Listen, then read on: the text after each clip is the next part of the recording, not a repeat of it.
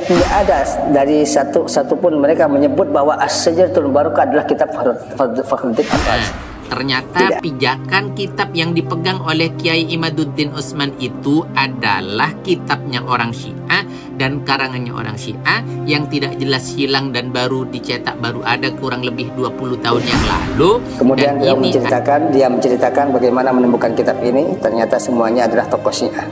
Dan kitab ini dicetak di Qum, Iran, atau sekitar 156 km barat daya kota Teheran. Jadi ini termasuk dari selebaran Syiah.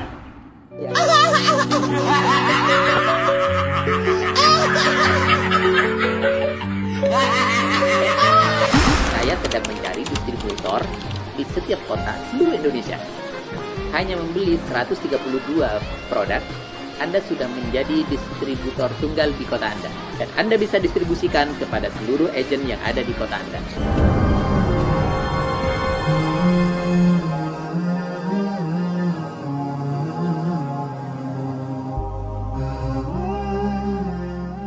Bismillahirrahmanirrahim. Assalamualaikum warahmatullahi wabarakatuh. Sahabat kaum muslimin, subscriber channel Benteng Akidah dimanapun Anda berada. Saya pada kesempatan ini akan mengingatkan diri saya untuk bagaimana menjaga akidah kita, menjaga keimanan kita, menjaga agama kita. Dan hari ini kita lihat bagaimana terus-menerus adanya perdebatan, percekcokan, kemudian saling menghujat satu sama lain. Ini adalah Masya Allah larangan dari Rasulullah SAW. Sedangkan yang dipertaruhkan adalah bukan persoalan iman. Artinya tentang adanya ini percaya kepada turunannya Nabi atau bukan begitu. Ini masalahnya adalah tentang bagaimana Rasulullah SAW mempunyai keturunan. Kemudian orang mau percaya ini keturunan Nabi atau bukan, ini bukan keimanan gitu. Tapi menghormati, kemudian mentaklimi kepada keturunan Nabi, ini keimanan. Ini kewajiban dan ini keharusan. Ini bahaya. Nah sekarang begini, kalau kita mau logika dan kita betul-betul mau peduli terhadap agama kita dan akidah kita loh ya. Kalau tidak peduli ya tidak masalah. Kalau misalkan mau peduli, misalkan saya ini berusaha untuk mentaklimi keluarga baginda Nabi, ternyata itu bukan keluarga baginda Nabi, maka kita sudah selesai dengan keimanan kita. Kita sudah tidak berdosa, bahkan tetap berpahala karena ikut perintah baginda Rasul SAW. Maaf, mengikuti perintah Allah Subhanahu Wa Taala untuk menghormati keluarga baginda Nabi SAW. Itu yang dimaksudkan. Nah, kemudian dengan hal-hal yang tidak penting ini, artinya dengan cara mereka berusaha untuk menghasut satu sama lain. Bukan, itu kita harus tolak dengan alasan jaga keturunan Nabi. Itu tidak menjadi satu hal prinsip di dalam keagamaan kita. Soal keimanan kita begitu. Maka coba renungkan kembali, lihat kembali. Baginda Rasul SAW berpesan kepada kita semuanya untuk jangan hasutlah. Kalau misalkan Anda ingin cari posisi yang baik dengan cara yang baik. Dan tidak mengarang-arang apapun yang sifatnya prinsip. Ini penjelasan saya kepada diri saya sebenarnya untuk bagaimana saya berhati-hati. Mengingat pesan Nabi SAW, la tahasadu, wa la tanajashu, wa la tabaghadu, wa la tadabaru, wa la, dan seterusnya. Jangan kalian saling membelakangi, jangan saling hasut, jangan saling mengintai. Dan intinya al-muslim akhul muslim, sesama muslim harus jaga itu persatuan. Itu prinsip utama yang dikejar di dalam keislaman. Maka la yudlimu, jangan saling mendolimi, la yakhdhulu, la yahqiru, jangan saling hakir atau meremehkan satu sama lain. Ini pesan baginda Nabi SAW yang harus kita jaga. Maka dalam video ini saya akan menampilkan bagaimana ternyata pijakan kitab yang dipegang oleh Kiai Imaduddin Utsman itu adalah kitabnya orang Syiah dan karangannya orang Syiah yang tidak jelas hilang dan baru dicetak, baru ada kurang lebih 20 tahun yang lalu. Ini adalah satu catatan kita sangat penting untuk kita lihat. Kita bukan orang Syiah, kita Ahlussunnah wal Jamaah. Kemudian orang-orang misalkan di aliran Wahabi atau mana, mereka tidak suka kepada Syiah. Tapi kenapa juga sebagian besar mereka juga membantu mereka untuk bagaimana menyerang para habaib juga. Artinya ikut mendukung Kiai Imaduddin dan CS. Ini salah satu kejanggalan. Coba kita lihat, kita perhatikan kitab pegangannya Kiai Imaduddin itu yang bernama Syajaratul Mubarakah. Kita akan lihat bagaimana statusnya, posisinya, muncul dari mana, siapa yang cetak, ulama mana, kelompok mana. Ini yang harus Anda perhatikan dan ini penting. Anda harus betul-betul paham karena ini bagaimana caranya menjaga akidah kita, menjaga keimanan kita. Kita tidak terseret dengan arus yang sangat-sangat dahsyat. Fitnahnya luar biasa di dalam persoalan ini. Itu saja yang saya sampaikan. Kurang lebihnya mohon maaf. Assalamualaikum warahmatullahi wabarakatuh. Asy-Syajaratul Mubarakah. Kitab ini oleh pihak pengklaim bahwa nasab para habaib di Indonesia tidak terkonfirmasi. Diklaim bahwa kitab ini adalah karangan Abu Abdullah Muhammad bin Umar Al-Qurashi atau yang dikenal dengan Imam Al-Fakhrur Razi. Dari mana kitab ini muncul? Meskipun nisbatnya kepada Imam Fakhrur Razi, tapi kitab ini dicetak tahun-tahun kemarin, barusan. Asy-Syajaratul Mubarakah ini ditahqiq oleh seorang Syiah yaitu Syed Mahdi Ar-Rajai. Ketika menyinggung biografi Al-Muallif halaman 12, beliau juga merasa aneh kenapa kitab ini dinisbatkan kepada Imam Fakhruddin Ar-Razi. Wa minal ajab anni lam a'sur ala dzikri ismil kitab fi ta'alifihi wa tasanifihi. Dan adalah sebuah keanehan. Aku tidak pernah menemukan kitab ini disebut dari sebagian karangan dan tulisan Imam Fakhrur Razi. Kemudian beliau menceritakan, bagaimana menemukan kitab ini. Ternyata semuanya adalah tokoh Syiah. Dan kitab ini dicetak di Qum, Iran, atau sekitar 156 km barat daya kota Teheran. Jadi ini termasuk dari selebaran Syiah. Yang mentahqiq aja ini juga heran, kenapa tidak disebut kitab Asy-Syajaratul Mubarakah ini dari sebagian karangan Imam Al-Fakhrur Razi. Pilih saja terjemah beliau atau biografi beliau dari karangan para ulama Sunni. Imam Subki dalam kitab Tabaqat Asy-Syafi'iyatul Kubra tidak menyebut kitab ini milik Fakhrur Razi, padahal Imam Fakhrur Razi ini sudah merupakan imam yang sangat fenomenal dalam mazhab Al-Sunnah wal Jamaah. Beliau adalah pejuang mazhab Asy'ari, Syafi'i. Ini yang dimaksud. Mereka sering berdebat langsung dengan ahli falsafah dan kaum Mu'tazilah, pejuang mazhab Asy'ari dan benar Syafi'i dalam ilmu fikihnya. Jadi adalah sebuah keanehan ketika sekaliber Imam Subki, Imam Az-Zahabi, Imam As-Suyuti ketika menyinggung biografi Imam Fakhruddin Ar-Razi tidak ada dari satu pun mereka menyebut bahwa Asy-Syajaratul Mubarakah adalah kitab Fakhruddin Ar-Razi. Tidak ada. Padahal Imam Ad-Dawudi menyatakan bahwa Imam Fakhrur Razi ini waruziqa sa'adatan fi musannafatihi wa intasharat fil afaq wa aqbala an-nas 'ala al-istighal biha. Karangan Imam Fakhruddin Ar-Razi hampir mencapai 100 karangan. Dan Imam Ad-Dawudi mengomentari beliau diberikan anugerah melalui karangan-karangan beliau Imam Fakhruddin Ar-Razi.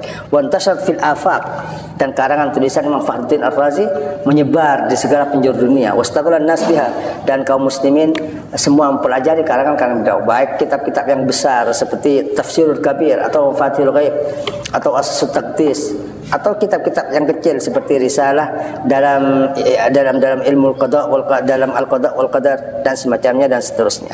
Jadi tidak mungkin seterkenal Imam Fakhruddin Ar-Razi kitabnya tidak disebut oleh para ulama Ahlus Sunnah wal Jamaah ketika menyinggung biografi beliau. Ini yang pertama. Kemudian kepincangan kedua dalam kitab Asy-Syajaratul Mubarakah adalah disebutkan bahwa Imam Mahdi sudah dilahirkan. Imam Mahdi sudah dilahirkan dalam kitab Asy-Syajaratul Mubarakah. Kita tahu perbedaan Ahlus-Sunnah wal Jamaah dan Syiah dalam Imam Mahdi. Jadi ini merupakan perbedaan prinsip, bukan perbedaan furu'. Anehnya Imam Fakhruddin Ar-Razi yang pejuang mazhab Asy'ari dalam aqidah Ahlussunnah wal Jamaah, kenapa bisa dalam kitabnya Asy-Syajaratul Mubarakah menyatakan bahwa Imam Mahdi sudah dilahirkan? Bernama Muhammad ibn Hasan al-Askari. Ini adalah pendapat Rafidhah. lagi-lagi kitab ini ditemukan oleh kalangan Syiah dan di dalamnya berisi pendapat yang merupakan prinsip Syiah. Kemudian kalau mau ditelusuri lagi, banyak kepincangan di dalamnya. Pihak pengklaim menyatakan bahwa nasab Habib di Indonesia perlu dikonfirmasi lagi dan tidak valid karena tidak menyebut datuk beliau Ubaidillah bin Ahmad ibn Isa al-Muhajir. Kalau ini dijadikan kaidah, ketika ada kitab tidak menyebut datuk sebuah turunan, maka kita juga bisa menjadikan memprotes kitab Asyritul Barakah yang mereka pegang. Kenapa? Saya ambil contoh. Asyritul Barakah yang katanya karangan Fakhruddin Ar-Razi tidak menyebut Imam Abdul Qadir Al-Jilani. Tidak menyebut Imam Abdul Qadir Al-Jilani. Apakah ada seorang yang berani sekarang menyatakan bahwa Imam Abdul Qadir Al-Jilani bukan dari karangan Habaib? Hanya karena Asyritul Barakah tidak menyebutnya. Ini yang dimaksud. Padahal kalau mau jujur, Imam Fakhruddin Ar-Razi dan Imam Abdul Qadir Al-Jilani berdekatan lokasinya.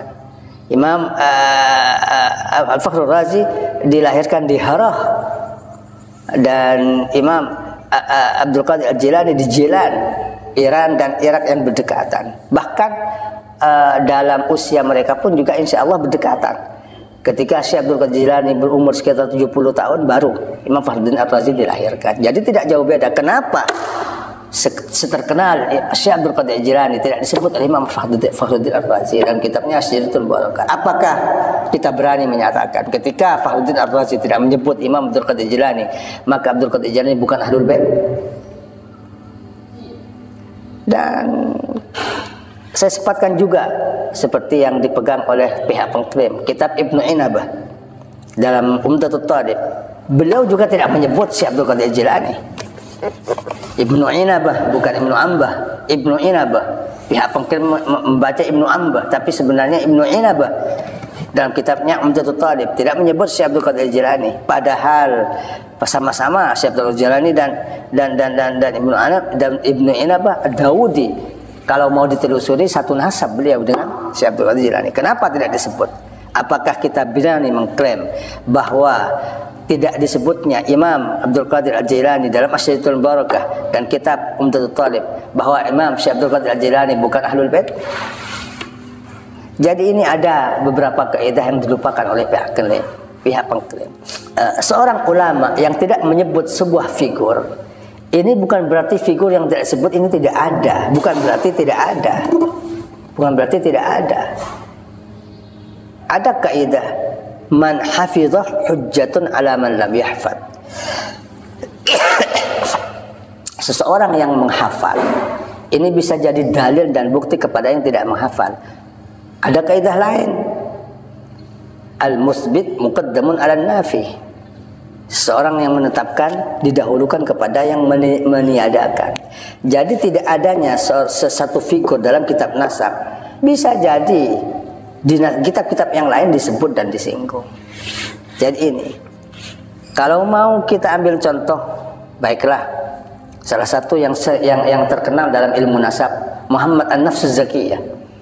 Beliau mempunyai putra 7, tapi yang masyhur dalam kitab Ansab hanya 6 putra beliau yang disebut oleh para ulama. 6, padahal beliau punya 7 putra, yaitu Al-Qasim. Jarang disebut dalam kitab-kitab nasab. Muhammad An-Nafs Az-Zakiyah. Ini adalah contoh kecil bagaimana sebenarnya kita jangan keburu ketika menemukan satu figur tidak disebutkan dalam sebuah kitab, maka kita langsung menyatakan ini tidak valid dan semacamnya dan seterusnya. Menerangkan sesuatu yang sudah jelas ini termasuk kerumitan. Jadi bukan nambah jelas tapi malah nambah rumit.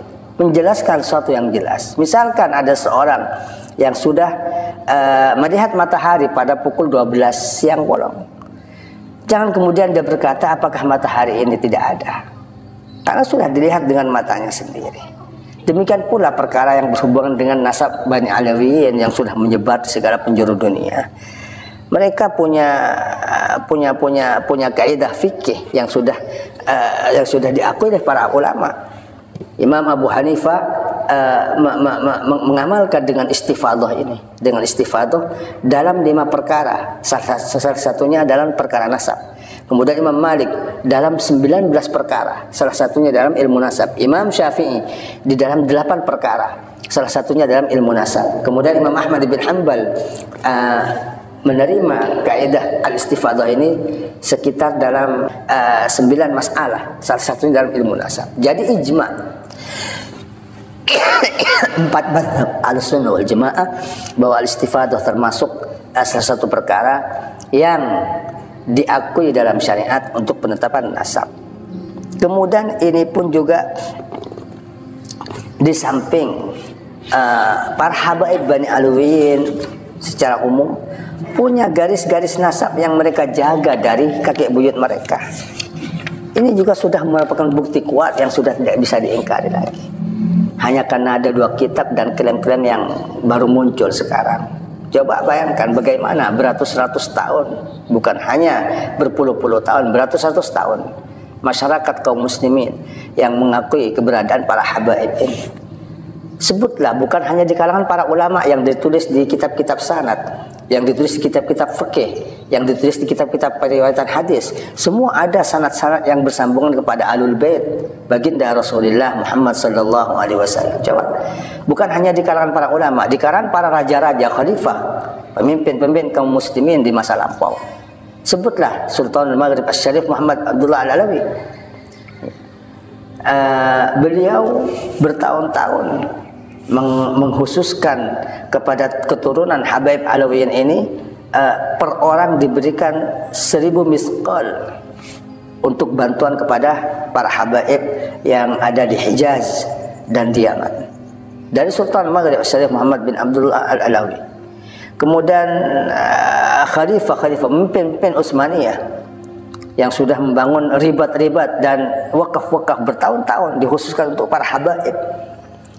Kemudian Raja Fas, Maulaya Sulaiman, dalam awal-awal abad ke-13 mempunyai wasiqah atau semacam tulisan persaksian yang diakui oleh para ulama khusus untuk keluarga para habaib yang bersambungan nasabnya dengan baginda Rasulullah Muhammad sallallahu alaihi wasallam. Al-Imam An-Nassar juga dalam abad ke-10. Walhasil ini sebuah perkara sudah sangat jelas, tapi diklaim bahwa tidak valid setelah kalangan masyarakat, para raja, para ulama, para fuqaha sudah tidak mempermasalahkan masalah ini. Saya sedang mencari distributor di setiap kota seluruh Indonesia.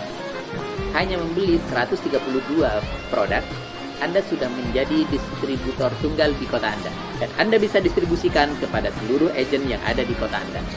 Untuk menjadi agen, hanya berbelanja 32 produk. Senilai 2,5 juta, Anda sudah bisa menjadi agen di kota Anda dan dapatkan keuntungan 33-36% dengan menjadi distributor dan keagenan di kota Anda. Buruan, untuk informasi lebih lengkap, hubungi nomor di bawah ini. Terima kasih. Assalamualaikum warahmatullahi wabarakatuh.